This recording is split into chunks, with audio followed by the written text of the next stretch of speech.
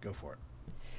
Oh yeah, 3 pre-rolls, including Trade, the easiest way to get your very best tasting coffee delivered fresh when you need it, Anthony. As I'm blowing out your eardrums. You got nothing to lose because Trade guarantees you will love your first bag. If not, they'll work with you to replace it for free. So if you want to support small businesses and brew the best cup of coffee you've ever made at home, it's time to try Trade Coffee. Right now, Trade's offering our listeners a total of $30 off your first order, plus free shipping at drinktrade.com/JRVP. That's where you can see my special collection of coffee. I drank some of it this morning. That's drinktrade.com/JRVP for $30 off your subscription to the best coffees in the country. Mizzen and Main, they're back. Dress up with ease. Any dress shirt just won't feel as good as a Mizzen and Main shirt. If you want the best damn dress shirts money can buy, check out Mizzen and Main. Right now, if you go to mizzenandmain.com, use the promo code JRVP, you'll receive $25 off your regular price order of $130 or more. That's $25 off when you go to mizzenandmain.com and use the promo code JRVP. It's just what? It's a lot of letters? Yeah. You just like hearing me spell. It sounds like you're not saying a word. You're just like yelling out random letters. It's a lot of letters. Athletic Greens has given you a free 1-year supply of immune-supporting vitamin D and 5 free travel packs with your first purchase. Go get it. We love it. Visit athleticgreens.com/JRVP. Again, 1-year supply of vitamin D and 5 free travel packs with your first purchase. Most importantly, you get the actual Athletic Greens. That's athleticgreens.com/JRVP. Those were 3 perfect pre-rolls. We've also got 3 perfect stories coming up, including a chess master cheating with anal beads, Anthony's Queens of the Stone Age tattoo story, and Mike Tyson edibles.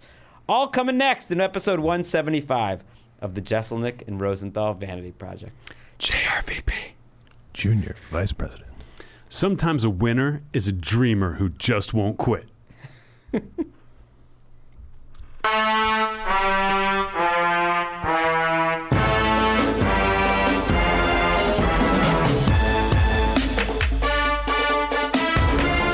like sometimes you say one of those little openers and then I just laugh. I'm in the moment. I'm just looking into those dreamy green eyes of yours. Blue eyes? I don't even know. I'm colorblind. And then I forget to hit the button. My eyes are dreamy. My eyes are dreamers that just won't quit. They're winners. I got winner's eyes. What is that from? It's from the movie Rudy. Okay. I went to Notre Dame this weekend with my dad, my brother, my brother's wife, Rochelle. I brought Liz. I got to see most of my family. 2 sisters couldn't make it this weekend, but I went and saw my brother in Chicago. And then the next day we drove to Valparaiso, Indiana, where my sister now lives. Bought this great new house, this amazing house, huge yard, a basketball court that can be converted into a tennis court. It's like a kid's dream. They own that? Yeah, they own it. It's an incredible house. Are they gonna convert it? Convert it. No, it does. Like it's like a basketball court, and then you just put the net up. But it was great. It was awesome. Does and it then ever make you like game. want to have a different life where you could just be out living in the middle of the country with courts? I considered it. I mean, not that I would want to live in the middle of the country, but it was like it's in like a gated community. Like the lawns are beautiful. It's like very peaceful. One of those like 20 mile per hour speed limits. It just seemed very very private, and the kids love it. They're very happy to be there. Liz went and explored the town of Valparaiso. I did not, and had a good time. But the Notre Dame game was fun. Which you just needed some like alone time or something? It's a lot. That's a lot of Jeselnik. No, her roommate is from Valparaiso and like couldn't believe she was going and was like telling her all these things she had to check out. So she just went and made a coffee run on Sunday. But the game was fun and got us in a Rudy mood. One of my dad's friends lives just off campus and has like parties like every day for the game. All his friends come by and he's kind of just like a pillar in the Notre Dame community. And we went and he's written books about Notre Dame. And he had all these pictures up in his basement. And one is of him wearing the jacket that Rudy wears in the movie Rudy. And I've seen that movie a million times. I've never seen it. It's great. It's a great sports movie. Vince Vaughn is in it. It's one of Vince Vaughn's early roles. It's awesome. And I saw a picture of him wearing like the jacket Rudy wears in the movie. And I was like, do you still have that? And he's like, oh yeah, this like vintage varsity jacket in Notre Dame that I was like, maybe he'll give it to me. This guy he just met, but he did not. He said he's trying to give it to someone in his family, which is bullshit. Did you bring it up? No, I just tried it on, and I thought he'd be like, if you Did you take want it. pictures with the Rudy jacket on? Someone took pictures of me. I'm sure Liz was snapping away.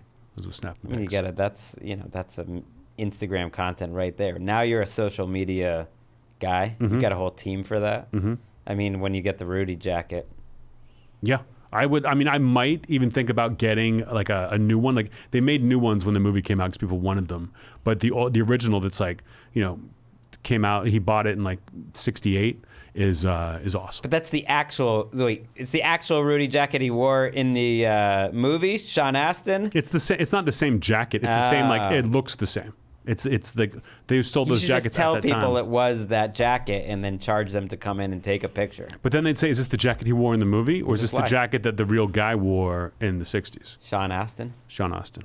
I like when Sean Astin, the movie came out, Rudy came out, and they had Sean Astin come to Notre Dame and come out at halftime and wave to everyone, and everybody booed him because they thought he made Notre Dame look like dorks because he was Rudy's a dork. What? Yeah, But that's like I thought Notre Dame people love the movie Rudy. they love it now, but If like they when don't first love it, came who out- does? When it first, everyone loves Rudy. I feel like there's some Rudy backlash. I haven't No. watched it, so I'm kind of talking out of my ass. But I feel like there's a segment of the populace that's like, Rudy's just like a bunch of bullshit. No, it's a true story. It's just like we've legit. been force-fed Notre Dame on NBC.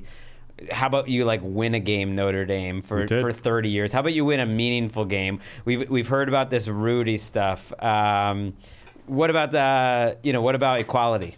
What about equality for everyone? Do you remember when we got kicked off Comedy Central podcasting because of your anti-Catholic bias? They just kept bleeding out. I wouldn't say it's a bias. I think it's just an observation. What do you have against Notre Dame? Some people No, don't I like have Notre nothing. Dame. We played Cal. And I say we, but they played Cal, and the Cal fans they all seemed like very rich California people, but no, nothing was crazy. And this was like not drinking really paid off. I'm at like 5 months. 5 months I think today. Damn. Or 5 months a couple Kinda days forgot ago. about that. And that was 5 months was my high mark. That's when the pandemic hit, and I went right back to drinking.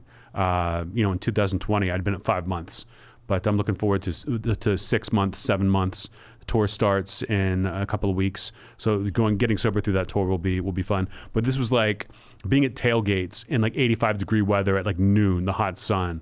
I was so happy to just be drinking water, just pounding water. Felt great. Made it through that game. Made my dad happy. Liz enjoyed it. Was everyone else though there sloppy? Like No, the games? nobody.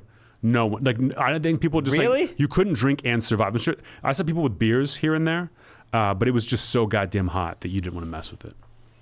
How was the there was game? people They won. drinking. It was a crazy game. Yeah, it was a game. It was the kind of game where, and I'm like, listen, I talked to Liz about this. I was like, listen, let's just like make my dad happy. Everything's great. We're not going to complain about the weather. We're not going to complain about anything. We're just going to enjoy it. But the first quarter and a half, it was a very slow game. Every play is an incomplete pass, and the clock is just not moving. It's not moving. That in the second half, when it was just like a run, I was stay in bounds. I was thrilled, but I watched the clock after every play. But it was great to be back at Notre Dame. I hadn't been back in 20 years since I was a kid. It was fun to walk around campus, and my dad was just thrilled. It was cool to meet his friends. What would it be like to be that guy, your dad's friend, who is the institution, the local guy who's throwing the party before every game? That's a different life. Can you imagine doing that at Tulane? Not that anyone would give a shit about the football team, but whatever the equivalent would be at Tulane, having a place that like Tulane alums hang out at, maybe Mardi Gras parties. Being Pete Gardner. Yeah, I couldn't do it. He's got those guys had so many friends from back in the day that they just like kind of being the hub. You can stop by if you're in town, you just come by and check it out. And it was a beautiful house he'd built just for the purposes of entertaining. And we had a good time. Liz got to meet the family. She'd already met my brother and my sister-in-law, but got to meet everybody else. Everyone was like swooning over her. Everybody loved her. My mom loved her, dad. Even my dad's friends were excited. And then she told them after the game, they were like, how'd you enjoy the game? She's like, oh, it was great. She's wearing like Notre Dame hat she just bought. And she's like, oh, I've never been to a football game before. And then it was on. It was like a girl at like a party being like, I don't understand how video games work. And they're just like, oh my God, let me tell you. That she was getting hit on left and right by people over the age of 70. It was awesome. She reflects well on you. You bring her places and people are like, huh. Yeah, I guess you're not a total piece of shit if you pulled this, honey. I mean, you said it, not me. Just like, I think everyone's happy to see you happy, to see you with such a nice well-rounded person like Liz. You calling her fat? That's I meant like interesting, it's not, you're not just bringing her and she's just like there, she's got a lot of pizzazz, a lot to offer. Mm-hmm. I think people they've gotten the Anthony experience at this point. I don't know like how they feel about your sobriety. They're probably excited about that, your family. I don't really know, but I just feel like so that's new is my point here, but I feel like they've gotten the Anthony experience, so a little something extra is nice. You sound jealous. You sound like you're mad that when you started seeing Emeka that you didn't get that same kind of, love. I thought you meant family. I was jealous of Liz. Of course I got that love. I thought you were saying I was jealous of Liz. And yeah, maybe just a little. Like the Jeselniks used to love me when I came around. You would love for me to take you to Notre Dame game. Actually, I would. That would be fun. It was great. I had a great time. I thought they won, but I haven't been to a matter. college football game unless you count the Santa Monica Community College Corsairs. They're more pro. They're more professional. I wouldn't even call Rivers them. Cuomo played at halftime. That was the main reason we went. But that was about 5 or 6 years ago, and there were very few people in the stands for that, and they were mostly there to see Rivers. I don't know if I've been, like, going on college campuses, it does make you feel like, man, that was a long time ago. You're wearing the JRVP kind of college T-shirt right now. I don't know about the fact that we've now turned into wearing our merch every show, if you catch us on YouTube. Or at least we're both wearing it right now. Why not?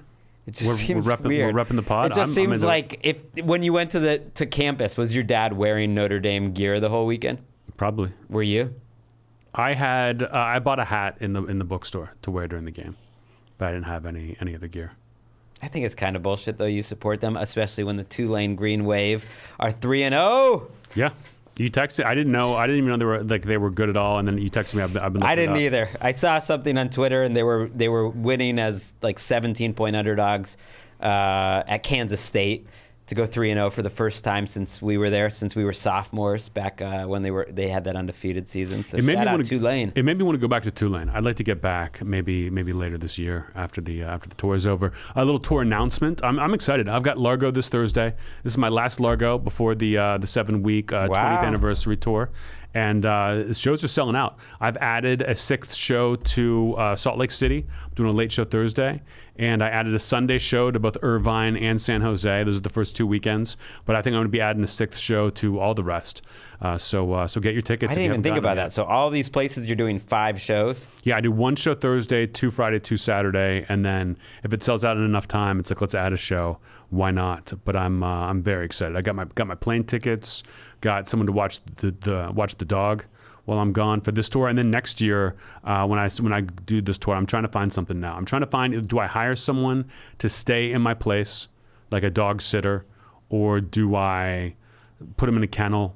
My friend Susan, who watched him this weekend while I was gone, she gets like an Airbnb somewhere and takes him out to Idlewild that he loves. I'm trying to get her to do more of that, but we'll see. I might end up like renting a house for a couple months and split that with her and just let her go live there with him. That's your solution? You're going to rent a totally separate house for your friend/dog sitter to take care of Remy. Mm-hmm. Money's no object. It's just, do I want someone in my place, and how do I do it in a way that he's not going to hate life? I forgot to tell you. I think I have an option if you needed a backup. I think. What's that? I haven't asked her. But I just have someone in mind that I think could do this. That you would like this, like this option. Is it someone that I know? No, you Okay. don't know. Okay, I thought you were going down a road that we would have to edit out. And I've got that's what I thought you were doing. No, it wasn't a bit. I've got like 35 minutes of stuff. I'm doing 45 minutes on these shows. Maybe some more. People have questions or whatever, want to do crowd work. But I'm like, you know what? It's 20 years. Let me go back and go through my old stuff and find my absolute favorite jokes from the past like 4 hours that I've done and do those as like these are my favorites. And I watched Caligula last night. I'm like, I have to watch everything and like write down the jokes to remember them and have them. And it was like so painful. So painful to go back and watch a special I recorded in 2012. I just seem young. I seem nervous. I don't remember being nervous. I remember watching it and being like happy at the time, but now I'm just like, oh, I've gotten better. And you should get better. Every special should be. Are you your best taking any one. from Shakespeare? I'm going to. Yeah, I'm going to listen to that.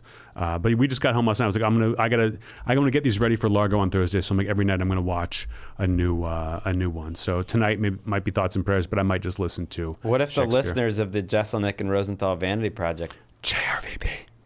Junior Vice President. What if the listeners, suggested their favorite jokes? I don't care. If you come to the show and you want to yell out a request, that's fine. I might not remember it, but this is like what I think, what's my favorite. I'm not doing the crowd pleasers, and I'm sure there will be some in there. But the ones that I'm like, oh yeah, that's a fucking. So was great it hard joke. when you watched Caligula? Was it easy to pick out how many are you taking from Caligula, for instance? I have a bunch. I mean, I'm not. I wrote down all the ones that I really liked and was like, oh, I want to tell these again. But I won't be able to do them all. To do because I've got 4 of these to draw from. I want to do my absolute best, and I don't want them like stepping on each other. But I mean, I thought the jokes were great in Caligula. I just felt like watching myself was tough to do.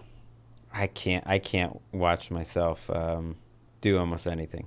Do the television show I'm doing, Game Day View, or listen to myself on a podcast. I've still never gotten over that. If anything, it's gotten worse over time. That I'm just hypercritical about, how annoying I am or things I could have done better. I already think about that almost after every show. Not JRVP, because these are all perfect, but everything else. If you're just tuning in, that was Greg describing his sex tapes. Good times. Let me see what added shows. Oh, TikTok has been doing me dirty lately. We put up a clip from the podcast last week of talking about the Queen 9/11. I forget what it was exactly, but I loved the clip. I love what my team put together. I think it was Queen related. It's still on Instagram. Yeah, I don't know if we got the other stuff. I gave you a Queen headline or two, seeing if you wanted to dip back into that. You didn't seem to want to go back. We did the Queen. We're not doing the Queen again. But Instagram's like, here, this is great. People really seem to enjoy it. TikTok, it was like doing well, and I was excited to see how they would react. And then TikTok took it down, saying it was like inciting violence. Like, I don't know what TikTok is doing. And now my account has got a warning, like in big red letters if I go. And it's because of the Osama bin Laden thing they took down. And then this Queen thing they took down, which I'm like, I don't understand. They put it back up because my team argued, and they were like, okay. And then took it down immediately for like a different reason, like a different excuse on their thing. And then there was something where like it was too long. The clip was too long, and they took it down and then put it back up. It still dinged me. So we've got to tread carefully on the old TikTok algorithm. Well, did you hear about the riots last week in London? No. Like, people were watching, your TikTok about the Queen, and they just took to the streets. Yeah, but Ireland's psyched. Ireland's building a fucking statue to me. They love that shit. I think people just enjoy imagine, everyone's mourning, everyone's lining up for the Queen. They're lining up for 24 hours plus at some point, like overnight, and people are just checking their TikTok, trying to have a nice time, and they see this, they're like, fucking JRVP, and then they just fucking fights everywhere. That's what happened. I just heard that David Beckham was got in line for 24 hours, which seems insane to me. Really? You didn't see that. You can't get someone to cut for you. You can't trade someone a soccer ball. That is a story where if you get in line for the whole 24 hours, people are going to remember that about you forever in a positive way. And if you cut in the line, I think there's a lot of sensitivity there that people would remember you for that negatively. So it's one or the other. Let's say you wait 24 hours. But you just got to see her. I mean, you just got to see her. Let's say you wait 24 hours and then you get caught humping the casket. Like, you don't touch the body, but you get on top and you slowly hump it until they kick you out. What do you think happens then? You think it's a wash? Is anyone recording, or like, who knows about this? I think people would know about it. I think if you climbed up on top of the coffin and started humping, someone would find out. See, Someone now would I'm say conscious. something. People have noticed on Twitter, they were like, oh, I really like watching it now on YouTube because you see Greg's reaction. I just thought he wasn't reacting at all. And instead I was like, I'm cartoonishly like covering my face sometimes when you say an offensive joke, like an old mom or something. No, that's great. People love it. Okay. And some people laugh. They cover their mouth. They cover their face. It's human nature.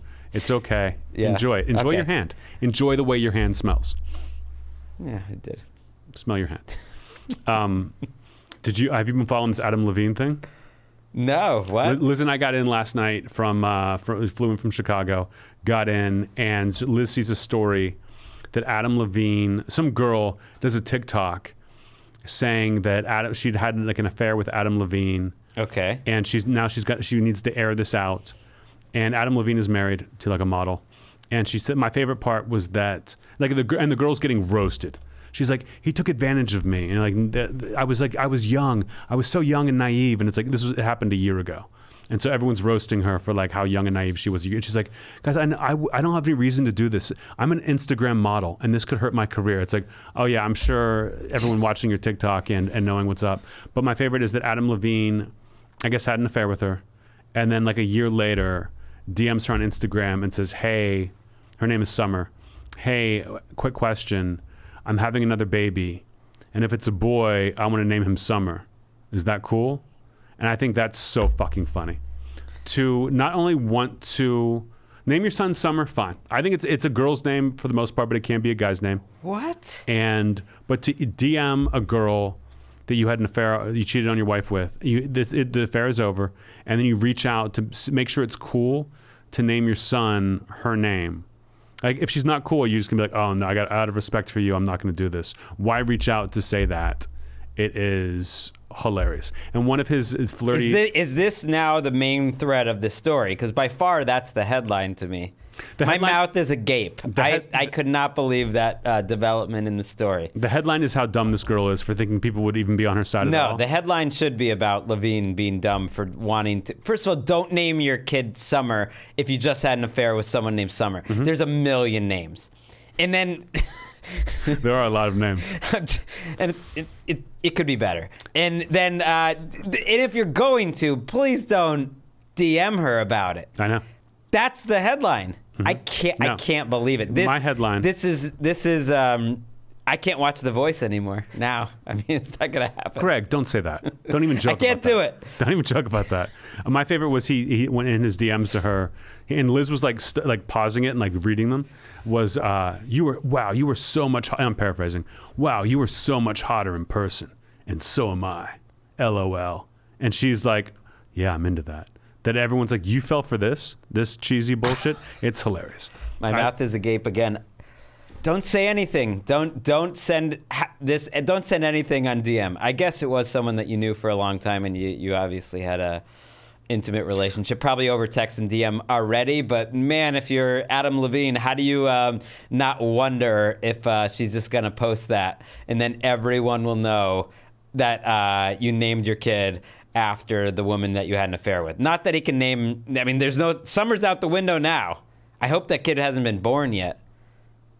Imagine, like, he's going to know that for the rest of his life. He's going to, like, Google this story and find out. Yeah, I don't know what ended up happening. I don't know the timeline. I don't know his kids' names. But I do like it when someone, like tries to expose someone and then just gets shit on. So, like, no one cares about Adam Levine. Everyone's just making fun of this idiot. Wait, what is your headline? I don't know if I let you answer your own question. It was the, you're hotter in person and so am I, LOL. As a flirty text and having that work and then watching it backfire.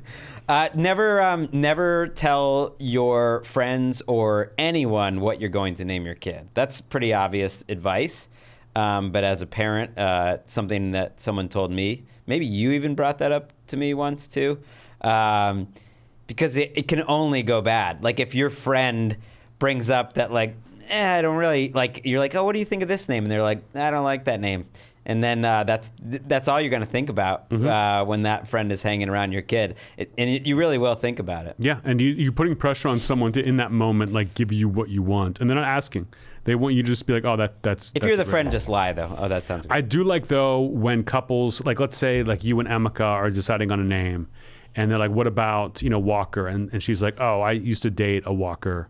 And it did end about like, I don't want to name my kid after an ex. I think that's always funny when you've got to cross-reference your lives to see if like, oh, I had a neighbor named Bart. We're not naming our kid Bart. Yeah, we might have named Walker K. That is his middle name. He is Walker K.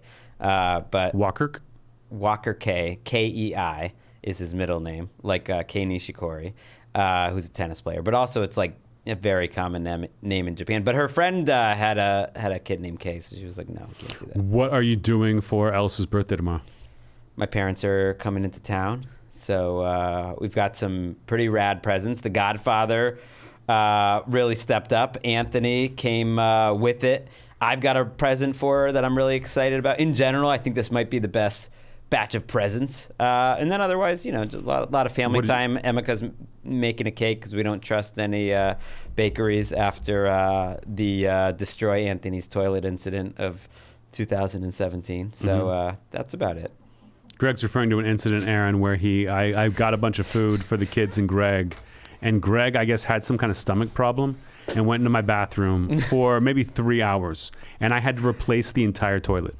I think I had to replace a pipe and a toilet. It was like whatever came out of him, like poured into the pipe and then solidified and expanded. Well, that part's a lie, but the fact that you had to replace your toilet because of Ellis's puke, that part is true. Acid puke. I was the one who got the baked goods, which they said had no nuts in it, but sometimes they're rubbing against nuts, or it was in a place that had some nuts. Hell yeah, they are. Aaron is giggling himself to sleep over this. I do like the loud Aaron laugh. We got some big ones last week with the Queen, so that's why I wanted to go back to the Queen material. I think you can hear Aaron laughing more now because his chair's quiet. Before it was just like Squeak City over there. It was like a fucking mouse was producing the podcast. That's fair. You know what I got this last week, by the way? A new tattoo. I know. I meant to ask you. I did not. It's covered right now. Where is it on your? Just point to your sleeve. It's the lower part of it is showing. Like the shorter my T-shirt is, the more of it you could see. If it's a long T-shirt, you might not see any. If it's a short T-shirt, you might see most of that thing. So that's exciting. I love the experience. I love Emily, who you introduced me to, Emily Effler. Check her out on Instagram. You could see my tattoo. That's the only way you'll see it. Is she posted it? Oh, good. But that was fun. It just like gives you. I guess that's why people get addicted to doing it. Like I just felt fucking great. It's fun, and people are like the whole weekend, especially that day. It's like a natural high, for lack of a better word. It's a fun word. And it even carries through. I just like walking around the next day with. It feels like you got the best fucking haircut in the world. Better than while that, it's sore. I love that. Once it like heals, you're kind of like, oh, it's over now. People who want a tattoo but are afraid of the pain, like live for the pain. It doesn't hurt that bad. I like the pain. And yeah, I enjoy it. I would like get rid of all of them and like get them again. Like people who now will get them removed and get tattooed over it. Like I totally get that too. I got one coming up in a couple of weeks, but I'm looking forward to seeing yours at some point during this episode. Stay tuned. Watch it on YouTube.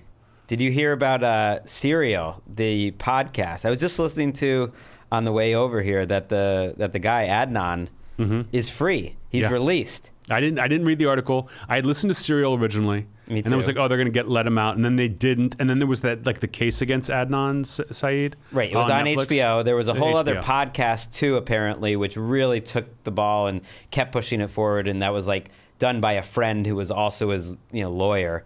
And eventually here, 8 or 9 years later, he's out. Like, that's all it takes. So did they think he didn't do it? Or that, like, the evidence wasn't enough? Did they know who did it now? Because listening to the podcast, I was like, oh, it's got to be that friend. The one who like said he saw him do it, and then I'm like, maybe he just did it. Maybe if he's still in jail now, maybe he did. No, he did. I don't think he did it. It's great that he got out. It does sort of, when these sort of things happen, it almost bums you out because you just think of how many scores and thousands of Adnans are out there that are still in prison. I read an article. It took this much to get him out. But to answer your question, it doesn't even seem like all the media attention necessarily had that big of an impact. It was more a new law in the state of Maryland that lets juvenile delinquents or juveniles who commit a crime get out after 20 years, and ended up reintroducing the case to like a new younger DA who re-looked at some things. And there were some new pieces of evidence introduced where now they have two apparently strong suspects that they're now investigating.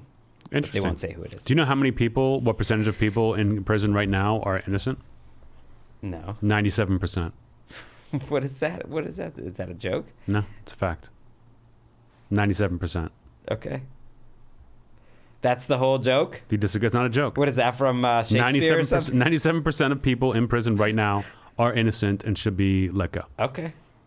Is this the new butthole challenge or something? No, but speaking of, I'm at my, after the Notre Dame game, I go back to my dad's friend's house, and we're just kind of like drinking some water. There's a little bit of food. We're like waiting to go to dinner, and there's a priest there, And someone says, he's like, Anthony, why didn't you go to Notre Dame? I was like, oh, I wasn't like Catholic enough to go to school here. And he's like, I bet you're pretty Catholic. Do you read the Bible? And he's holding one. He's got a Bible with him. He's like in the full on, like dressed like a priest. And I'm like, no. And he goes, well, the Bible can answer all of your questions. Ask me anything, and I'll look into the Bible, and I'll tell you the answer. And I said, what is the dirtiest part of the human body? And he looked a little confused, flipped around, went maybe I sat there for 5 minutes while I went through Deuteronomy, and he looked at me right in the eyes, closed the Bible, and said, the butthole. And I was like, you know what? Maybe I'm converting. Maybe I'd go back to law school at Notre Dame. Go back to law school. I've never been to law school, but if I was going to go, it would be at Notre Dame to study butthole tort. It's got all your answers. And now it's time for Did We Get Any Notes? Did we get any notes? Notes. Did we get any notes? Notes. Did we get any notes? We got no notes, right?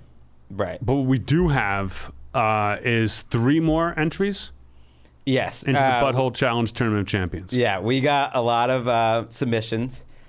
My new Assistant? I don't. No, I'm getting help sometimes going through the mail, but where Emika stops, where she draws the line, she's not going to watch all the Butthole Challenge videos, but she forwarded them all to me, and I did watch. I went through them all, and there were a lot, and we're gonna listen to and in the studio, or if you want to watch on YouTube, watch 3 of the best ones. And people were like asking, how long do we have until the tournament's over? Tournament's going on forever. No. Tournament's going on forever. You send these to us at any time. What's funny though? Like they all have, there's like similarities to all of them, and I love it because the fact that anyone is doing this, it really tickles me. And there's my favorite thing is there's such a variety of the types of people who they're doing it to. It's kids, it's young kids, it's wives, it's coworkers, it's older friends. Like it's a lot of everything. But the reactions are almost universally the same. Just like it's a stunned, light laughter, and why are you taping this? Light laughter. Why are you doing this to me? I'll tell you what my favorites are. My favorite is the ones where I don't know if we have any of those today, but I think the girl last week who was angry. Yes. Who was like a simmering anger at it is my favorite. There's response. a few of those, and I actually didn't send one of those like that because they don't respond like orally. So it is a podcast medium here, and it just is silence after they say it. But those are the ones I enjoy the most. It's just like death eyes. You might have to show those to us next week because I don't want to sully the Butthole Challenge Tournament of Champions. Okay. Let's listen in. Aaron, I believe you are going to play us the 3 entries here. Let's go for number 1. Jill, what do you think is the most dirtiest part of the human body? Hands? The butthole. Yeah. Oh yeah. I forgot. She's too innocent for this world. I like how confident she was saying hands, and then totally it was accepted how wrong she was. So that was probably a young girl of, I would guess, about 9 years old. No. I had to guess 8, 7. No, I would think maybe five. No, maybe 6. No, well that's true. The child seat makes you think younger, but I know what kids look like. I have them. She was. You think I don't know what kids look like? You think I can't comprehend? Of guessing their age, okay, maybe she's 6 or 7. Just because your kids are like tiny kids, like that's a normal girl. If you're in a car seat, there's no way that's you're true. 9 years old. That type of car seat is probably a 6-year-old.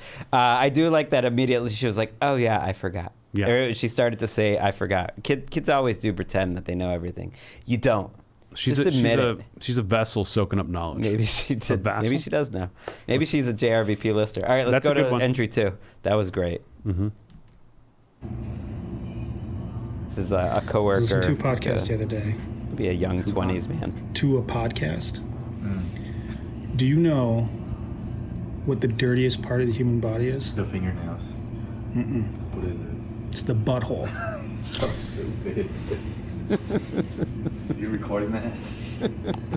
I feel like the sound cues were off on that. We got the point. Yeah. That guy didn't seem like the brightest bulb. You know, he was like, I know this. I've been asked a million times. The fingernails. And then I think maybe that would have gone differently if he didn't know he was being recorded. If it was like a secret camera That's situation. That's a tricky part of the whole situation. You get the fingers in the camera. Almost everyone took your note, has the fingers in the camera. Sometimes people remember like halfway through and start doing it, and it's like great. It's too late then. Ultimately, but I like that the chutzpah to do it at work. It appears they worked at like a hardware store. I would say like a very manly place to work, and he was doing it with his coworker. Yeah. All right, let's listen it. to number 3. I would rank that. I think the Kids has that guy beat, but not by much. Let's see. I do like he actually laughed, which is Hey, honey, I got a question for you. Are they gonna do videos? Anthony wanted me to ask you this question. Me? Yeah. Wait, no. Nope. Come on. All right. What Nope. is the most Stop. No. What is the most dirtiest part of the human body? Feet. Well, it's the butthole. Well, you like it. And you lick it, so. It was not supposed to end like that. That's not what it was supposed to. That was great. That seems like a great couple. They are destined to be together forever. She handled it and fired it right back. I don't think he seemed a little embarrassed by that. Yeah. But I mean, not too embarrassed to send it to us and put it on TikTok. yeah. But the wife was great. It was a real trooper. Nailed it. Was a little embarrassed to be on camera. Smoothed out the hair and then was ready to go. Ready to serve. They were Saints fans. They looked like they were in the Louisiana area somewhere, just by the looks of their garage. I don't know. Just felt like it. It felt like they were in the swamp. For a second, I thought it was someone I knew. Shout out to Denise from Tybee Island, but I don't think it's Denise. I did appreciate them running a fan boat in the background. That is nice. I don't know. That might be. I think they're the winner of this You week's. like it and you licked it. You lick it. I mean, I think that wins. Yeah, that wins. And I think the winner last week was the woman who just death stared her boyfriend or husband. I think those two are like the coming out of each bracket. Wow. Yeah, we'll see what happens next. Now, don't try to like make funny jokes off of it that are scripted. You could tell that one was unscripted. That was just her natural reaction. Yeah, she might have had no. a few pops, I think, before they taped that. Well, no, because your reaction to the butthole challenge is like human nature. You can't fake that. You can't fake lust. And that was. Did we get any notes? Email corner. Emails are a thing. Email corner. Email. It's email corner. I blame myself. I need to start not just ending Did we get any notes, but launching right into email corner. That was Did we get any notes? Now it's time for email fine. corner. I mean, things I like to work either announce way. it before the theme song. Okay. This is my podcast. I'm the J. You're the R. Right? That was the number one thing for our new listeners who don't remember the Rosenthal and Jeselnik Vanity project. RJVP. Rosenthal? Nope. No. You just stay quiet, Aaron. Yeah, that was the first thing when we talked about bringing the podcast back for JRVP. Before we even talked about like, oh, where would we do it or how would it work? And you're just like, we're making my name first. And I was like, okay, man, okay. Why'd you Easy give me there. like a stutter when I said it? And it was we had to change the name. We don't want people to think it was still on the NFL Network. We don't want the NFL to be like, you can't use this name because it was part of our trademark or whatever. You know how the fucking No Fun League It's is. still there, by the way. If you are true JRVP diehards, and I've heard from some of you who like to go back to the beginning of JRVP, I'm telling you, RJVP is a good listen. And I do check every once in a while because I'm in looking at the numbers for my other podcasts. People still going back to We should have sold ads. RJVP. We would have killed it if we had sold ads. Aaron, whose podcast is this? This one right now. I believe it's yours. That's right. You're goddamn right, Aaron. Aaron, one more question. Yeah. What's the dirtiest part of the human body? The butthole. That's right. All All right, two you for can two. email us at JRVP Junior Vice President at gmail.com if you ever have questions. Our first one today is to me. I'm surprised you picked this one. Why did your softball team call you Pepper Spray, Greg? Were you always crying, Tony from Australia? Okay, it makes sense. It's from a country where baseball's not as popular. It's because I'm peppering the ball all over the field. Pepper spray. It feels like you got accused of something and use the softball game as your alibi. No, it's because I'm hitting low line drives all over the field. You don't know where they're going. Hey, they're probably going to right center. That's just kind of the spot I would pick out and just hit that every time. But peppering it. You're peppering the outfield with these kind of low line drives. It makes sense, pepper spray. But I do cry a lot. Not in my... During the game? No. Never during a game. Never really during real life. Although, after my friend Chris died, when stuff came up around that, certainly here and there. But for the most part, I'm just crying at filmed entertainment. Movies and TV shows will make me cry a lot. In fact, I almost seek out something that will make me cry to, release the pent-up emotion inside of me, just boiling within. I cried last night. Reading a book. You don't cry much, I don't think. I cry, more than people would imagine. But yeah, it's not maybe once a month. A book, that doesn't most. happen to me too often. I know. I would say it's probably happened, a handful of times reading a book. Yeah. I'll recommend it at the end of the podcast. But I wasn't like weeping, but I was like a little teary, a little emotional, and rightly so. I'll explain at the end of the show today. But yeah, that was great. I was excited to get emotional in like a manly way. But I don't believe you that it's because you pepper the ball all over the field. Sneaky athletic, once again. Very often leading off. Sometimes lower in the order. But either way, like I'm getting on first base. So they gave you a rapist nickname. That's not... What are you talking about? I had never heard that before either. But it was from my friend Chris, actually. Hey. That named it for me. So... he named me Pepper Spray. Hey, Greg, why does your softball team call you No Consent Greg? Because I don't consent to keep the ball in the yard. I'm always hitting homers. No one believes that. It's a bad... Why wouldn't you be like, hey, give me a different nickname? Okay, now I know why you chose this. I actually... How about the Pepper Shaker? Because I didn't know you were ever called Pepper Spray. I didn't know you played softball. I was... I wouldn't... I only played one season, and we won the title. So... You could say I was like a big free agent addition, and then that was enough. It was like it was a big commitment, so I didn't do it again. But it was fun. Did you at any point were you like, hey, maybe come up with a different nickname for me peppering the ball? 60% G was actually on my jersey, but that was before the Pepper Spray nickname really took off. But at work, they called me 60. And what is 60% Jew? 60% G. I didn't know. Oh, it's like, you wonder why I'm anti-Catholic? Okay. Jeselnik, it's like, hey, let's read the Bible. What is 60% G? His name. I've seen it on... That's my rap name. It's also my name if you just break it down. My name, Greg, with that extra G is 60% G. Okay. I accept it. I've seen it online and I didn't get what... It was a rap name I gave myself. Does that mean you're right about football 60% of the time? No. That seems it was specific. basically a joke I used to say that was my rap name, and I said it enough that it caught on at work a little, that people just call me 60. Okay. My best friend Colton and I, this is transitioning to the next I just email. want to say I've been playing softball for 15 years. Okay. No shit. You've never heard Pepper Spray? Never heard Pepper Spray. No, I had never heard it either, to be fair. But it kind of makes sense. If you've never seen Aaron looks like every guy who's ever played softball. That's fair. Yeah. It's true. It's not an insult. It's just you look like you're wearing cleats right now. I can't see your feet, but I would believe it. It's so true. This next one is from Jeff and Colton. A rare time we get two people sending one email. I don't know how that works. My best friend Colton and I are big fans of JRVP. We've debated who did better with the ladies in college, Greg or Anthony. Your answer can be qualitative or quantitative. Was there ever a girl you both were fighting over, even for one night? Thank you. Thank you, Jeff and Colton. The fact that you thought this was a question is all I need. That's the nicest thing anyone said to me all day. I'll tell you, Greg did very well with the ladies. And listen, I did great, but we had different methods.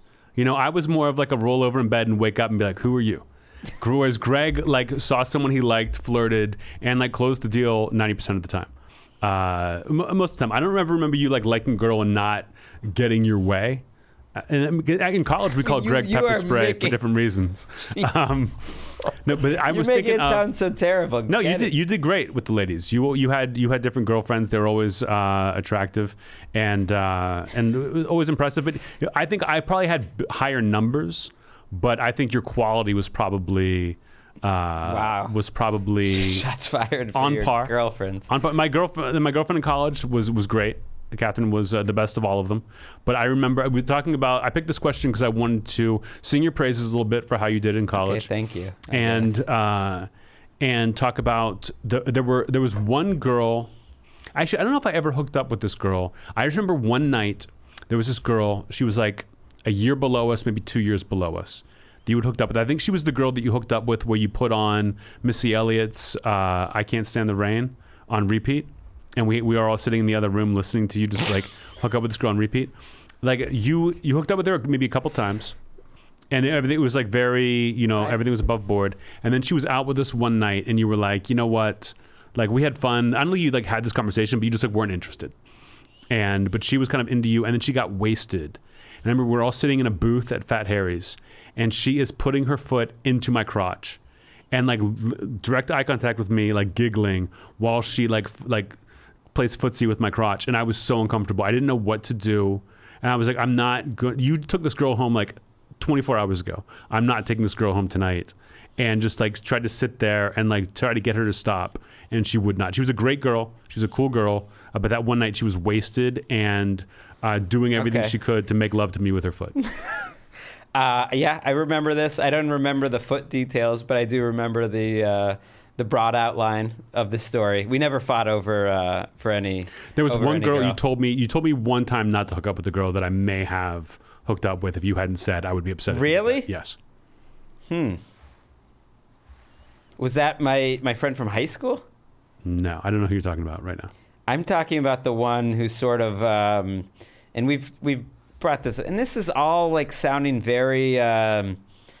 It makes me uncomfortable to talk about this now. Like it's almost misogynist to even look back and talk about it like how we were. Everyone was equal. These were all equal hookups. It's like we're all going to bars and getting drunk. Absolutely. But you don't remember? Well, I do remember my friend from high school who I still love as a friend. I mean, I haven't spoken with her in like 20 years. Who ended up coming to Tulane a year or two after we did, and she. Not so lightly suggested like a threesome at some point. That's not the one you're talking about, which I shut down. I don't remember that at all. Did I find out there was a threesome involved? I was never. There were guys in college who were like, it's fun to have me and my bro have a threesome. I never wanted to do that. We never talked about that. I'll say her name, and if you want to bleep it out, we'll bleep it out. No, okay. Emeka. Oh.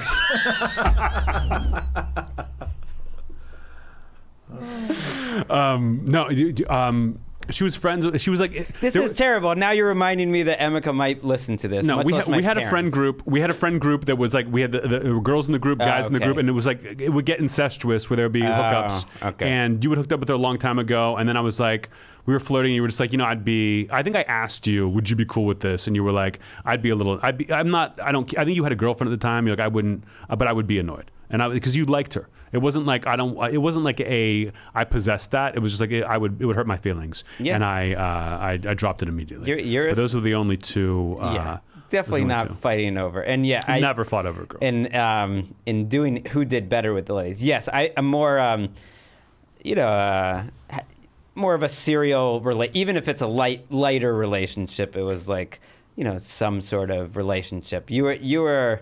I never liked anyone except for my girlfriend, the last year and a half of college. But before that, I was just like, I was down to hook up with whoever. Now, I would say, you didn't try to take advantage of the situation, I wouldn't say. I would say women would throw, you didn't have to work for it too hard, it didn't seem. So I'm not giving you credit for that. You actually had to sort of shut it down. I would say there's other people in our house, Dirty Don, who was doing much more numbers than you, just like pure numbers, and that's to your credit. Yeah, but all of his don't count because he always had a girlfriend while he was doing those numbers. There was one story. I was not involved with this, but I remember hearing the story. I don't like this. This just makes us sound like creeps. It's college. It was college, true. And everyone. And it wasn't like you were going out. Like it was everyone was hitting on everyone else. It was. No, I don't have any behavior that I regret on that front. So you're right. It's just uncomfortable to talk about. Hey, Emeka. Enjoy the podcast, Emeka. Go ahead. There's a bonus question. This is actually for Aaron. I really I like that they gave you a question, Aaron. And it's a great one. Would you rather copulate with a cat and no one knows, or not copulate with the cat but everyone thinks you did? So you have a reputation for sleeping with cats. With or a cat. It doesn't say multiple cats. Yeah, but if it's one, who's going to stop at one? Once you if you try it, once you break like the it. seal. Jeff and Colton suggest, too, this could be a whole new segment of wildly inappropriate questions for Aaron each week. No, I think this is good just one time. We don't need these for Aaron. But yeah, answer the question. One time with the cat, or everyone thinks you got a cat thing? I need to know first of all, is the cat fucking me? It says, would you rather copulate with a cat? I mean, That's it matters. Yes, Aaron. Cats the cat, have- That's the not cat even is, possible. The cat is on top. Cats have barbed penises, so this is an important question to know. That's true. What? I would rather people think I did and not. I don't. Yeah. I don't care what people think of me to some degree, and I think it would be fun to spend my life fighting this charge. Would you fight the charge, or would you embrace the charge? Like, would you have a T-shirt that said "cat lover" and just dare people to say something?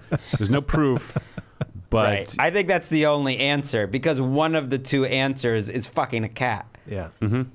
That seems untenable. That seems like whatever the two options are, unless it's die. Like I guess if it's that or die, I don't want to die. what if the two options are get fucked by the cat or fuck the cat? What are you doing? I guess get fucked by the cat, because I mean, how does that even work? That just seems like a light breeze coming by or something. I don't know what that even is. Let's move on to the next question. I don't know. Have you heard cats have sex? I mean, it's, That's true. No. assuming it's even consensual. terrible. It's I remember once I was horrendous. taking questions at a show. Really? Are you just joking, or you're serious? no. That when you hear cats in the night, that is what's happening. It's awful. You Our said next that like you don't question really is think from it's awful. I should point out you can't see, he's not on camera, but Aaron is reading a copy of Cat Fancy right now, Right. where the pages are clearly stuck together. Right, like that question was actually from one of Aaron's best friends. They know. Our next question is from Steph, and she asks, curious, what is Anthony's Queens of the Stone Age tattoo, and where is it? Was he a fan of the band before he met them? Does he still keep in contact with them? Josh, referring to the lead singer, Josh has a pretty weird sense of humor, a great taste in comedians. I imagine he's a crazy hang. Mm-hmm. Yeah, Josh is a crazy hang. And when I say I'm friends with Queens of the Stone Age, I'm friends with Josh. I know them. I met them when we went and did that one show together.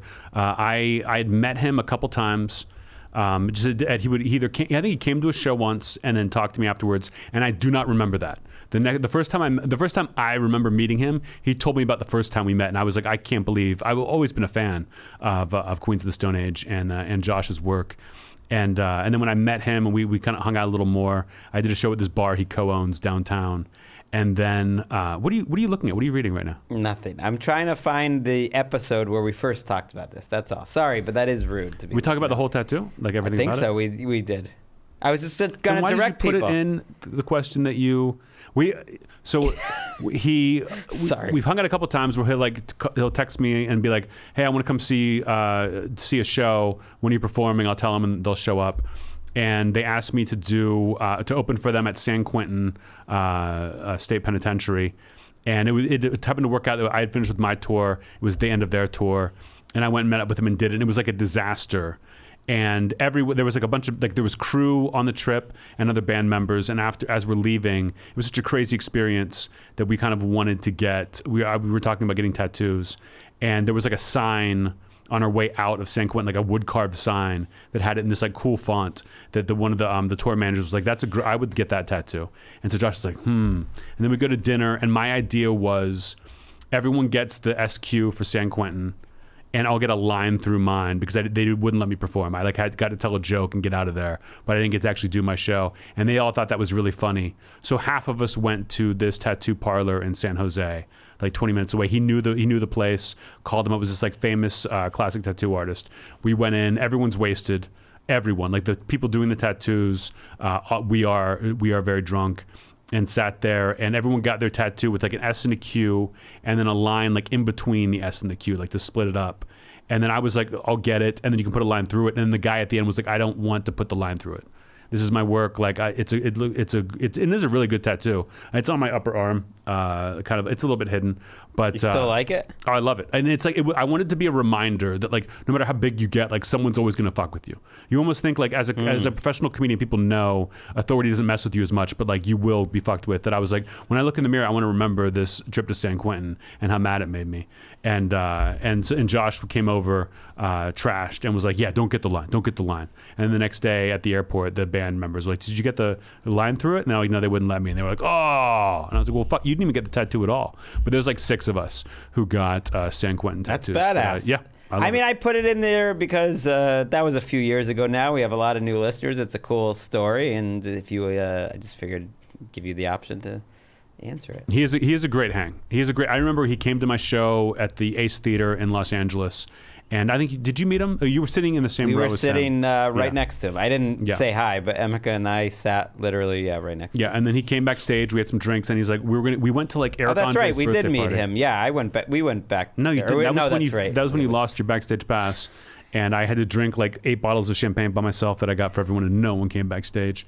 But Josh and I went out, and they let him park his like this amazing like Camaro or something, like a Corvette, from the '80s, outside the theater. And I get in the car to leave, and then everyone's like, Anthony, be careful tonight. And I'm like, if I'm gonna die with Josh, I'm dying with Josh. It's a good way to go out. But we made it. We made it to Eric Andre's birthday party, stayed for 5 minutes, and left. But yeah, we text sometimes. I haven't seen him since the pandemic hit, but we've texted back and forth. He seems like a badass. He's great. All right, that was Email Corner. And that was Email Corner. Shine on, email. And now it's time for Ad copy. That's right. Trade Coffee's back with my own personalized collection, and you can check it out at drinktrade.com/JRVP. I was excited. I checked it out today, and it says just like, see what Greg's favorite coffees are for the Jeselnik and Rosenthal Vanity Project. I hit the button. Junior Vice President. You got me. 93 different options in that collection. But I'll tell you what, I like some of the coffee that they sent me recently best.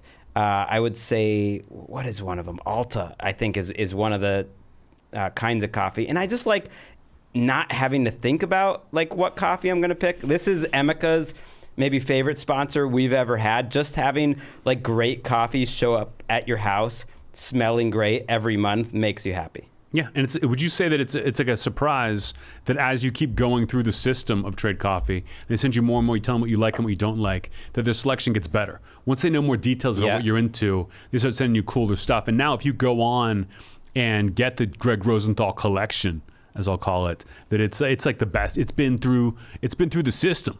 Right. I like this one, City of Saints, which is a company from Brooklyn.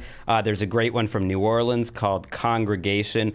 And they chose those coffees for me because I answered a very quick quiz that you get at drinktrade.com/JRVP. And it just, you fill out what type of coffee you like. If you're super into coffee and have strong takes, you make them there. If you don't really know that much, that's fine too. They have about 450 total different coffees that they approve of, and then they start winnowing it down based on your preferences. It's a coffee subscription service, unlike anything you've tried before, because they partner with top independent roasters to freshly roast and send the best coffees in the country direct to your home on whatever schedule you want. Whether you want it every week, take it every week, every month, whatever it is you want, you take the quiz, and they match you with the coffees you love. So go check out the collection, pick what you want at drinktrade.com/JRVP. It's the easiest way to get your very best tasting coffee delivered fresh when you need it. You got nothing to lose because Trade guarantees you will love your first bag. If not, they'll work with you to replace it for free. So if you want to support small businesses and brew the best cup of coffee you've ever made at home, try Trade Coffee. Right now, Trade is offering our listeners a total of $30 off your first order plus free shipping at drinktrade.com. That's drinktrade.com/JRVP for $30 off your subscription to the best coffees in the country. Our listeners show up for Trade Coffee.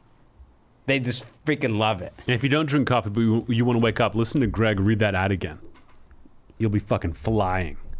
If you want decaf, they got that too. It's boring. Mizzen in Maine. Spell it. MIZZENANDMAIN.com. And then you use the promo code JRVP. That's where you get $25 off. You usually read that at the end. I'm going to read it at the beginning, and I'm going to read it at the end. Do you consider yourself a fashionable person, Anthony? I do now that I'm wearing JRVP merch. And when you wear Mizzen in Maine, of course. Like, I'm not a big dress shirt guy, but I need dress shirts for work. For NFL Network, they require it depending on what show you're going to be on. And Mizzen in Maine is my favorite dress shirt to wear when I am on TV because it's a different type of fabric that you don't have to worry about it getting wrinkly and stained and just like looking really old that you need to get it dry clean every single time. Mizzen in Maine made the first performance fabric dress shirt. It's incredibly comfortable. It's flannel. You don't tuck it in. I mean, it can be flannel if you want it. It's polos, it's chinos, it's whatever you want, but it's comfortable. And most importantly, they're machine washable. So you just put them in the machine, you take it out, and it's looking crisp as hell. Here's what, when I dress up, if I'm dressing if I'm looking nice, I want to make sure no one can make fun of me for what I'm wearing. You know what I'm saying? You can put on a polo shirt that's a little too cute. You're getting made fun of. Mizzen in Maine threads the needle. It's a go-to. Like that's a good way of putting it. I like the patterns.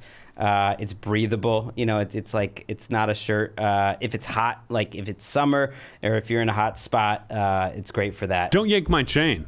Mizzen in Maine.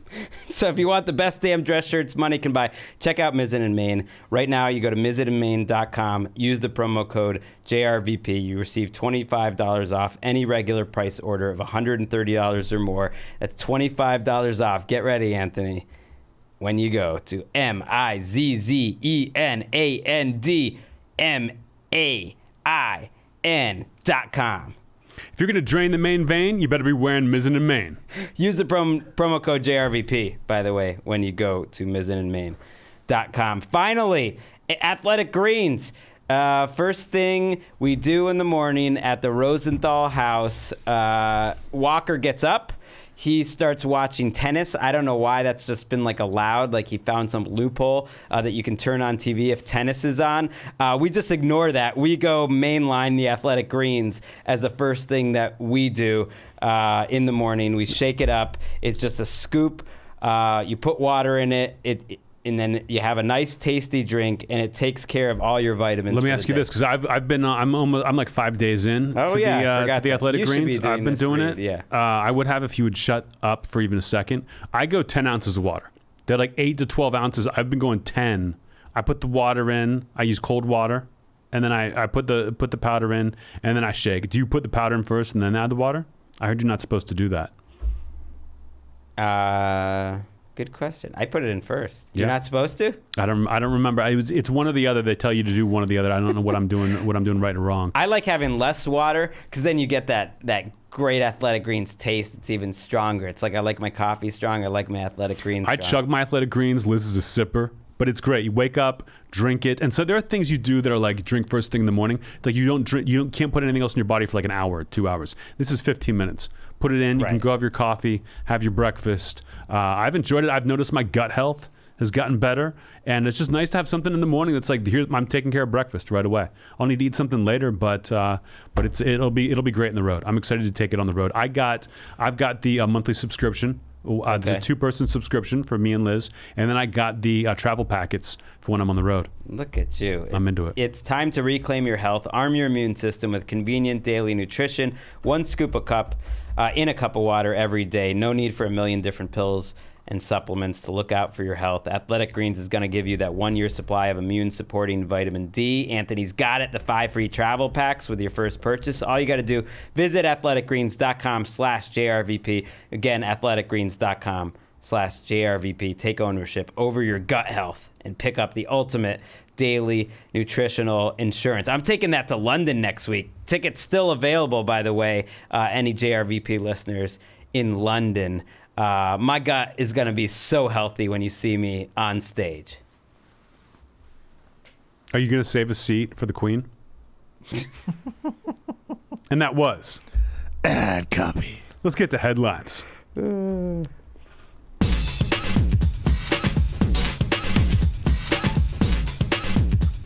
We don't have a headline song?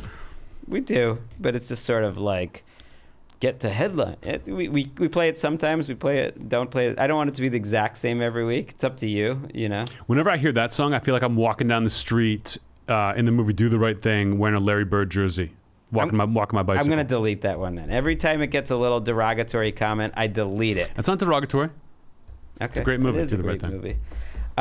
The biggest scandal, I hope you're ready for this, Anthony, to rock the chess world in years involves artificial intelligence and anal beads. Let's talk about it. The chess world is rocked by world chess champion Magnus Carlsen withdrawing from a major tournament after losing to a man named Hans Niemann, who many believe has been cheating by using wireless anal beads that vibrate in such a way to tell him the correct moves on the chessboard. This is crazy. I mean, listen, when I heard this story, I was rocked because I didn't even know that you could have wireless anal beads. All the anal beads I have, wires galore. It takes forever to set it up. I have to have someone come in the house and make sure that things aren't crossed. I'm not getting electrocuted. I like this guy. You got to wash it afterwards too. The wires. Yeah. You do? I just hang it out in the balcony and let it air dry. I thought this was great. I love cheating stories, how they try to get over it. Like, remember when bicycle races had the electric thing that was like they'd have to put a motor in the bike. I thought that was awesome. Yeah. I love that. But this is even better. This is great. Where he was, I guess this guy was not as nearly as good as the Grandmaster champion of the world. Yeah. And he beat this guy, which would be weird. Maybe it's some outlier stuff. Nobody beat him in 2 years. People who watched the game were like, he was playing strangely. They couldn't figure out why he was making the moves he was making. And they thought maybe he had something in his socks, like in his shoe that would like vibrate so you couldn't see it. But if you frisked him, you wouldn't find it. There's something called smart clothes I found out about too that does something similar. Yeah. But then who said anal beads? Why do they think it's anal beads? And I understand, when you say anal beads, people are getting rocked. Right. Like entire the chess world. No, I mean, it's crazy because the chess world, there's a lot of money, there's a lot of glamour, there's a lot of women, but it's ultimately a small community. And they were rocked by this story because Hans Niemann is a guy people believe has been using these anal beads for years. Mm-hmm. Now, I don't really know what the proof is. And now he's bringing them into the tournaments. Right. I don't know what the proof is exactly. I went down a rabbit hole. It seems circumstantial. The proof is in the pooper. The what? The proof is in the pooper. I'm sorry. One more time, Aaron. Yes. The proof is in the pooper. So you've waited like 8 shows to jump in with a joke, and that's the one. I like it. I mean, Aaron, what are you? Do you have anal beads in right now? I mean, yeah. Yeah, it helps you produce. It does. When it vibrates, you chime in. That's how I get cued to do the ad copy. Like, I don't even understand how that works. It vibrates. They vibrate in such a way to, it helps them take the correct move. I guess it's almost like a Morse code where it's telling you like rook 5 to c9, or I don't know the numbers obviously. But that seems very complicated. I don't think it does that. Could you imagine if you're sitting there and all of a sudden like from your seat it just goes c9. Well, I don't think it says it out loud, shithead. That's what you said, though. No, it's a Morse code. It's like they've somehow figured out a language where it's like 3 long, vibrations and then 3 short ones. It just seems like that would be a hard language to learn to make chess moves. It'd be so difficult. And then, like, what about when you come? What do you do? What do you do then? I do like the idea of like, what about all the chess players who just like anal beads in general? Yeah. And if you're the Grandmaster, why can't you beat someone who's wearing anal beads? Why is anal beads suddenly something you can't go up against? And why are you playing? It's like AI. It's going against a computer. If you're the best chess player in the world, why aren't you wearing anal beads? Don't tell me you're a master if you don't know the pleasure of sitting on anal beads while you play chess. For like 8 straight hours. There's a lot of speculation that Carlsen, the champion's been using anal beads too. It's been flipped around on him. Again, I went down this wormhole, and the further I went, the more confused I was, because I don't really understand how they're piecing it together, that this is all happening. But they believe Carlsen, who lost to this guy Neiman and hadn't lost in 2 years, then withdrew from the tournament because everyone was actually figuring out that he's an anal bead user too. And Hans Niemann on Twitter, I did check this out, said this week, "The silence of my critics speaks for itself. If there was any real evidence, why not show it?" I mean, ask me to go play chess with you. Anthony, you want to play some chess? All right, just get out of the shower. Give me 10 minutes. I'll be. Is there a bathroom I could use? Why? You seem fine. I think I'm ready. We're ready to go. Actually, I get ready to play. I got to prepare myself. Okay. Yeah, I think there's one down the hall. Do you have any anal beads I could borrow? Like, I'd like that he would go straight to anal beads. And what if you got caught? What if they were like, "We're gonna frisk you," because they did frisk him after the match, or maybe before he won. Couldn't find anything, but they didn't frisk him that hard. What if they were like, "All right, take it. We're gonna strip search you," and then reached into his butt and yanked out wireless anal beads? Right. That would be the proof. That's what I mean. Like, I don't understand. This has been speculated for years that Neiman is like an infamous anal bead message, user. That basically, so the beads transmit message from an accomplice who's watching the game live. It's being broadcasting online, and somehow they consult the AI, and then through the anal beads, he tells them what move to make. That doesn't make any sense to me. And then there's this story from a few years ago where Neiman was like clearly drunk at the table.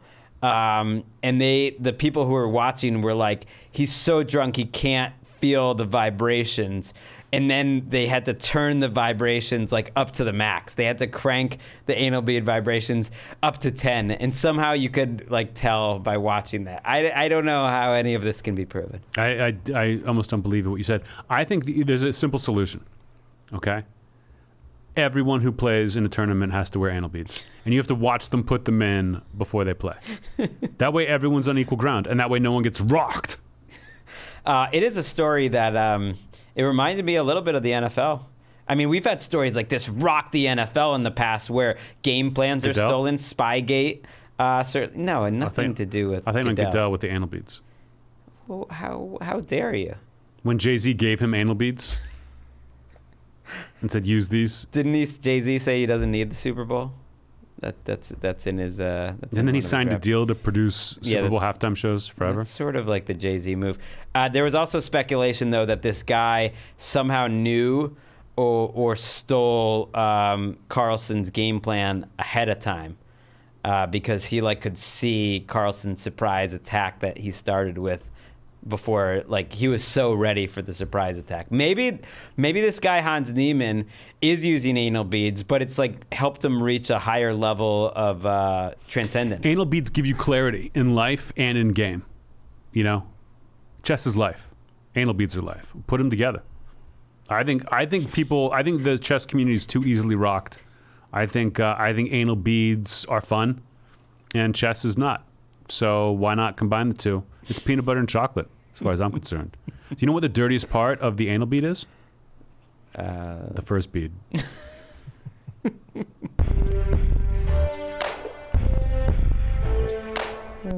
What if we had JRVP anal beads? I like the idea of the baby dress up stuff more still, if I'm choosing, but I think both would work. Anal beads for babies?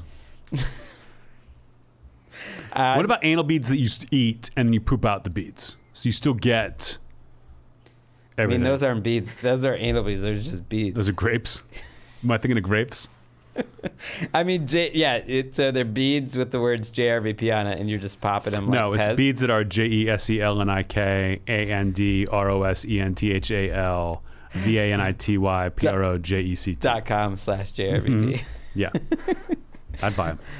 What's the range on these things? If someone's watching online, and Sky's still the able to limit, bro. I think based on my knowledge, having read The Queen's Gambit, which is my total knowledge of high stakes chess, that probably the friend is in town with them, like at a nearby location, watching it online. I guess you could be in the anywhere. room, could be in the building, could be just watching at home. Who knows? I don't know what the range on anal beads is. I haven't checked it out. So our next story is about a psychiatric hospital, and I spent more time as a visitor to psychiatric hospitals than I'd like, I guess. But they're necessary. They're valuable, but they're not what I would normally describe like as a fun place, and that's where Jean Quai Nguyen comes in. This patient in a Hanoi prison, Nguyen, was accused of throwing drug-fueled raves inside the hospital for the last 2 years, and now will be put to death after being caught guilty of throwing these parties, along with an assistant who helped him. At least, they went out having some fun.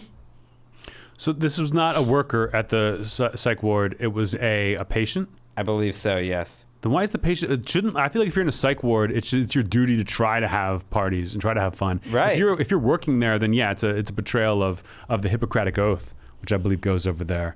I think this is totally a King Kesey situation. This is a One Flew Over the Cuckoo's Nest situation. I don't know if have you seen the movie? Have you read the book? Yeah. Both. He gets you get In fact, smothered. we studied that at Tulane. You did? In a class I took of novels and movies. It was like you read the book and watched the movie, and that was the class. I would have loved to have done great that. I wish I had taken that class. I think it's totally okay to do this. I can't believe they're getting sentenced to death. How crazy were the parties? And were the drugs like, was it Molly, was it cocaine, or was it, hey, we broke into the pharmacy, here's some uppers, here's some downers, let's party? It was pretty hardcore. It was large quantities of MDMA, ketamine, meth. It was a huge operation. He was paying off all the people that worked there. His room actually became like a soundproofed ward, essentially, where everyone would come to parties. Staff would come and do the parties. It was like a whole thing. And the patients, it went on for years. He brought in sex workers from the outside to the party. I mean, this guy fucking rocked. This guy rocks. And what was he in there for in the first place? Like, did his family commit him? Was he under his own volition? That I don't know. Because a party in a psych ward sounds awesome. I would go.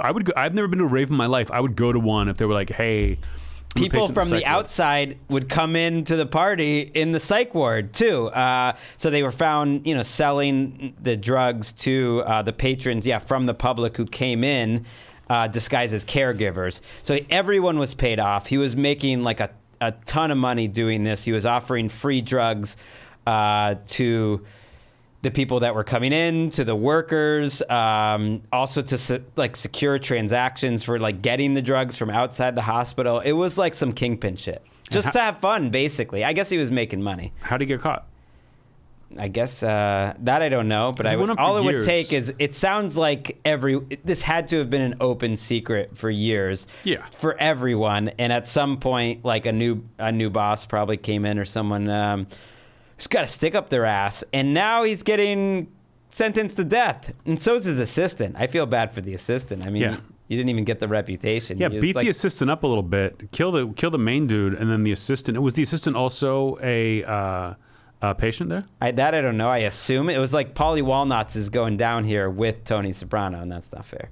It sounds like you've never seen The Sopranos. Very few raves on The Sopranos. It made sense. When I saw the headline, I thought it was a doctor or a nurse there who was doing this, and that's like, okay, put you to death. You should be killed for this. You're betraying the trust. Patients are having a bad time because there's raves going on. If you are a patient, then you should be fine. They should kill all the doctors and security people there who were getting paid off.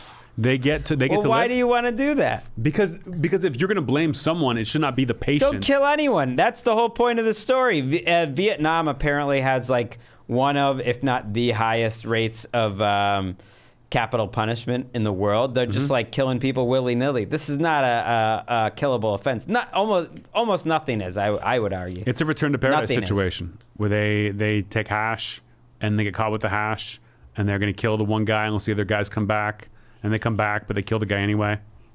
It's a Joaquin Phoenix situation. Vince Vaughn. I cried at that movie.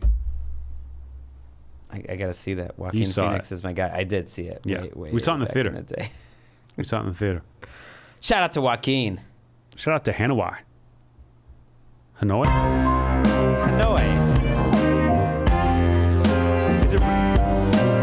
Is it really Hanoi? I feel like I swear I've heard Hanoi. Maybe that's. That's the first time I've heard that. Maybe that's like how the locals say it. But in like all the American Vietnam movies, it's Hanoi. Do you think this guy thinks it's worth it to have had years of because they're locked up? Depends where his life was going from there. I would say there's a chance, that this was all worth it. If you're in a psych ward for years, you want to die. I would think it's got to be better than being in a psych ward. Well, like every country is different. It sounded to me a little closer to like prison, like a mix between a psych ward and prison, and it wasn't. Okay. I don't know what. Enjoy it, buddy. So we don't have enough cute romantic stories on this show. That's what I say. And that's what I consider this next one to be. Imagine a man named Asher who's a tattoo artist. And he boards a flight and he sits next to a woman flying to California. And he strikes up a conversation with her. And she is worried about finding a good tattoo artist when she lands. She really wants a tattoo. And he says, oh, well, lucky you have it. I'm a tattoo artist. And I'll give you one right fucking now. And she got that ink before she landed. Asher's getting shit done. So why is this a story? I didn't know. I thought maybe she... I guess it's not romantic. I thought maybe someone fell asleep. But that's where I would go after this. I assume maybe someone fell asleep and someone had a tattoo gun and was like, I'm going to hook them up. I'm going to give them a nice little Wouldn't you treat. Wake up? No, I don't know. It's a story because that's crazy. It was a stranger. They had never met. And they get on a plane, and by the end of the plane, you got a tattoo. And the guy put it on social, put it on TikTok with the woman's permission, and just was like, "This is awesome. This is like a bucket list thing." He was like, "I've always wanted to give someone a tattoo on a plane." That's weird. Is he always offering this up? I would think flight attendants would frown upon this. They approved it. So he said they followed all the protocols. They prepped it. They cleaned it, and the flight attendants were just like, "Go for it." What airline was this? Like, I don't give a fuck. Air. Yeah, I honestly, if I was sitting next to a tattoo artist and this all got set up, I would let a stranger tattoo me. And then a stranger, once you've introduced, a stranger is like you haven't talked before, and they start tattooing you. That's a stranger. This is someone they just met, a new acquaintance. I want to know, what was the tattoo of? Was it just like a Cali tattoo, or was it something? Best I can tell, because there was a couple pictures, it was just the word hello, like in like lowercase script. But then there was like another picture, and I didn't know. It was confusing to me, but I believe it was just the word hello. So no one got in trouble. No one's upset. No one's like, this is a happy story. Everyone, responding to the story was just like, this is amazing. Like, what a perfect tattoo story. And we've talked about this on the show, that's the experience of getting it is such a big part of it. And you'll remember that forever when you look at your arm and it just says hello right back. What if someone's like, that tattoo sucks? Like, oh, I got it from a guy on a plane, a stranger. So yeah, it's like a little shaky. Like, wouldn't you be worried about bumps? Yeah, that's, the immediate question. I thought about turbulence. Mm-hmm. This guy's got a tattoo gun. I guess that's something you would travel with. And how do you get the tattoo gun on the plane? I would think they wouldn't let you into the section. I'd be mad if I was sitting next to that and I had to deal with it. Or maybe I'd be psyched. Who knows? I wonder what time it was. Was it a late night flight? Was it red eye? I don't know. You don't think Newsweek.com didn't give me that information? Newsweek still going strong. I don't know if they're going strong. They're still going. All these years. You're still going, but this story is whack. You chose it. I thought we were going to get rocked. All these stories are supposed to rock us. There were like 10 stories. This was probably wasn't one of my favorites. I guess I got to just not even give you the option if I'm mixed on it, but it seemed fine. I don't click on the links either before I send them to you. That's your job. That is not my job. It's your job. That's My job is to click on the links after you choose them. If I clicked on all the links everyone sent, that would take way longer. I look at the headlines and it seems like there is some winnowing. I look at the headlines and think like, okay, that's a possibility. I'll send it to you, and then I read the stories you pick. That saves half the stories. Now I don't ever have to read. You're not interested a little bit? You didn't see that and think like, oh, let me check to make sure this is a real thing? Maybe in the off season, but Daddy's got to work. Aaron, do you have any tattoos? No, I don't. Would you get one? I'm not looking forward to it, no. But would you? If you were on an airplane and someone sitting next to you said they had a tattoo gun on them, would you do it? No. That's the way to do it. What would your tattoo say? Wait, I just said no. Well, yeah, but if you were going to, what would it be? What if the people, emailing us about tattoos say like this? We get one as a trio. Yeah. JRVP. Aaron, let me pitch you something. Cheetah spots on your neck. I don't think my wife would be into that. Nah, you don't get it for your wife or your kid. You get it for your softball team. I think you just look dope. That's not what our teams are called. Would you, Aaron, let us bring an artist into the studio, draw cheetah spots on your neck, and then go home to your wife and tell her that you got a tattoo? Sure. Okay. Get ready for that coming up on an episode of the Jeselnik Rosenthal Vanity Project. JRVP. Junior Vice President. God damn it, Greg. You just got rocked. What's our last headline?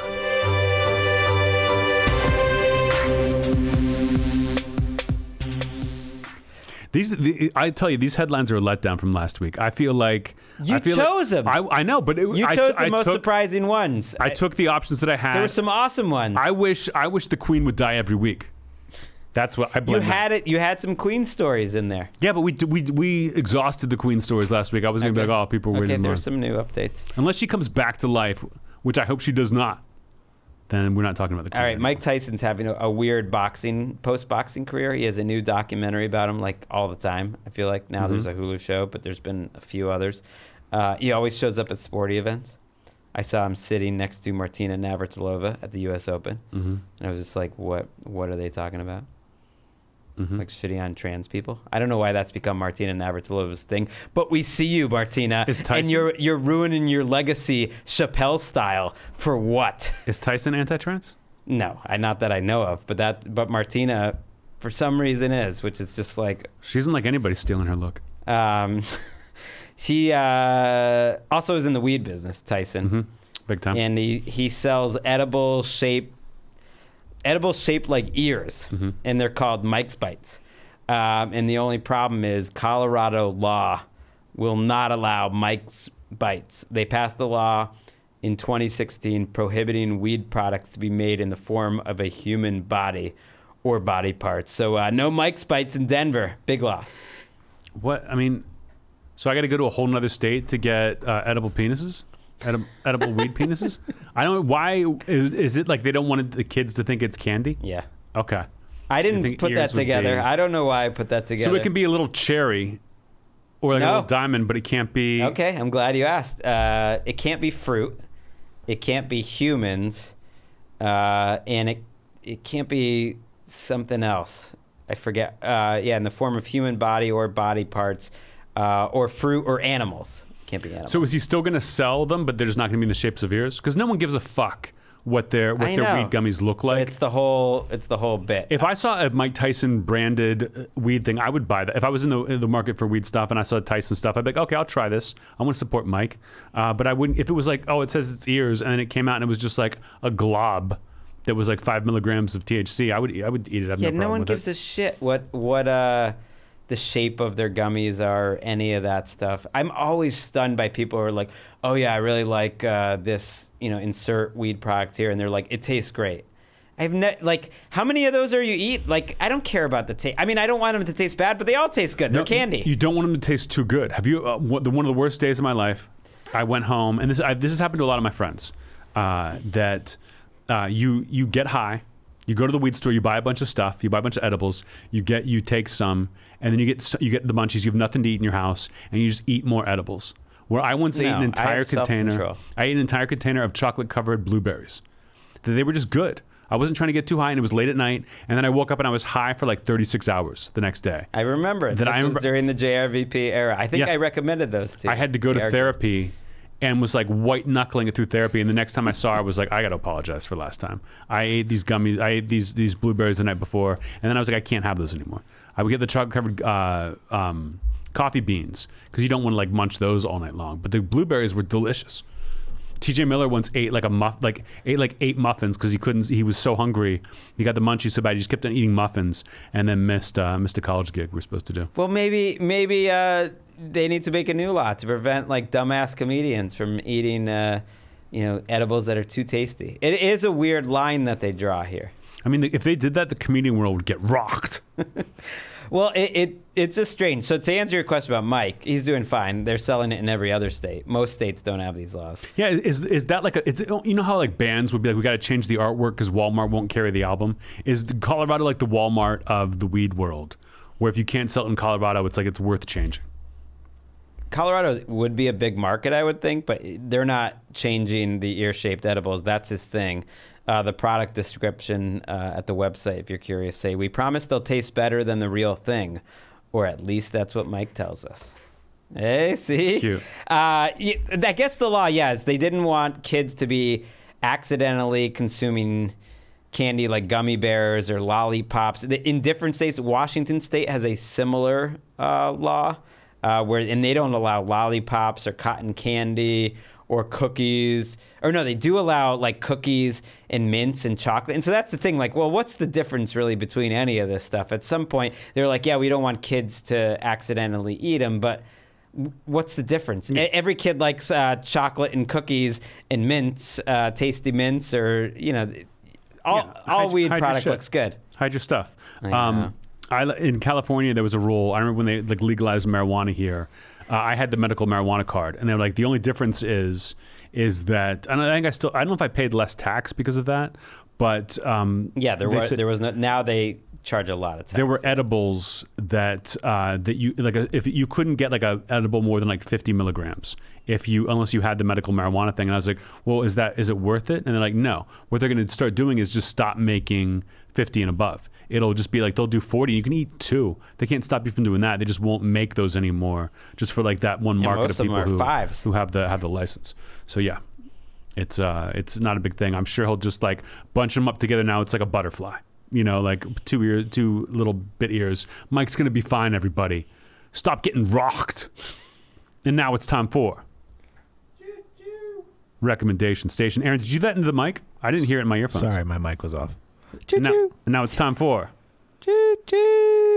recommendation station. Greg. I'm going to recommend a movie called Mustang. It is from 2015. It's a Turkish movie, but made like by a French filmmaker. And it got a lot of notice back in 2015. I just randomly heard about it this last week, and I really enjoyed it. It's about a group of sisters who are Muslim and are being raised by their grandmother and an uncle, and they're not happy with basically this one incident where they think they're being almost like too promiscuous, and they start like shutting their lives down, for lack of a better words, almost like keeping them in the house to keep them away from all the temptation that is on the outside. It's like a Turkish Virgin Suicides. That's exactly it. Have you ever seen this? That was No. literally how it was described. I've seen Virgin Suicides. Because I read a haven't couple seen it. reviews of it and found out more about it. I loved the movie, and the vibe is a little Virgin Suicides-ish. Like, it sounds like it wouldn't be a fun movie, but it actually is. Their relationship and the actresses who play the sisters is what carries it, and it's beautiful. But it's also a little dark and depressing. There are some twists and turns, but it's sort of told through the eyes of the youngest sister, who starts to see what the adults are doing here, trying to marry them off, and does not want that life and is looking for a way to escape from that. And I really liked it. It was touching. It was quick. It was under 90 minutes. It won a handful of Césars, which are like the French Oscars. I think it was nominated for Best foreign film that year. It didn't win in the Oscars. And too. how did you come across this in the past week? Like, is it on a Netflix or podcast something? that I listened to recommended it, and even the podcast episode I listened to was from like 2015, and I checked. It sounded like something I would like, and I did. I got it on Amazon Prime. I've heard of it. Okay, I have heard of it like back in the day when it came out. Did not watch it, but maybe I'll check it out. I mean, don't shake your head. It sounds cool. But it's like an 8-year-old Turkish movie. Who cares? What is the difference? If like you're really into that, it's got to be current. Because it's like it sounds great. But you got to be excited enough to hit play or to buy it or rent it or whatever it is. Like when movies come out in theaters, you're excited to go because the marketing's pushing you. But if it's like there are plenty of great movies, I'm not going to sit and watch. I mean, I'm just as excited if I see an old movie as if I see a new movie, and I'm just excited to recommend it. Okay, I'm not knocking the recommendation. It sounds great. I just don't know if I'm going to watch it. I don't know if I'm going to watch it. What I am going to watch is how many people buy this book. Listen, I've recommended a lot of books this year. I think I'll probably end up recommending 50 books this year. And I was going through, I write down everything I read. And I've thought about my 10 favorite of the year that I try to keep a list. And I'm like, will I get to 10? There's some bangers coming up in the next few months in the fall books that I'm sure will be in my top 10 list. But I've recommended my everything that's been in my top 10 list so far. And this is definitely going to be there. This might go right to the top. David Milch is the creator of Deadwood, one of the creators of NYPD Blue, has won many awards for television writing. Is one of I think the greatest writers in the past century. Wow. Used the medium of television, but was a savant, troubled in the most hilarious way, very open about his struggles, and just a great guy. I got to work for him for 1 year. I was just the accounting clerk on the show, but I loved just being around him. He was great. And when I heard he was writing a memoir that came out just a week ago, I could not wait to read it, and just flew through it. It is amazing. And he is, right in the beginning, he talks about how he's got Alzheimer's now. He says, I'm losing my mind. His family kind of helps him. He pulls from a lot of records that he had, but it is beautifully written. Really, bears his soul. And he's the kind of guy you want to hear him bare his soul. He's just such a fucking badass, a great person, a very interesting person. And I cried at the end of the book. And he goes through a lot of his television work. If you're interested in television work, you've got to read this. And if you don't know anything about it, if you've never seen one of his shows, still read it. I of course, am obsessed with Deadwood. I never watched NYPD Blue. He has a chapter on that. It was fascinating. It was beautifully written, and he talks about the show in a way that I'm like, I've got to check this out. He talks about shows that got maybe 8 episodes, that got canceled. It was fascinating. John from Cincinnati, fascinating. The Deadwood movie, it was all amazing, and I just loved spending time with this man, again, at the end of his life. It ends beautifully. This is going to be one of the best books of the year on every critic's list. Life's Work by David Milch. Reminded me of the book you got me, Chuck Noll's A Life's Work, a biography of Chuck Noll that was great. Kind of similar work ethics, and I love the book. It's not a quick read, but it kind of is a quick read. He's such a great writer that it's a pleasure. I'm sure I will read this book again very shortly. Life's Work by David Milch. Read it. It's one of my favorite books I've ever read. It's amazing. David Milch is amazing. I wish he'd written more books. He is incredible. One of the greatest of all time. There's no story about David Milch that isn't the best story you've ever heard, and that was Recommendation Station Walker. Get rocked. Whoa, Nelly Furtado, that's a spicy meatball.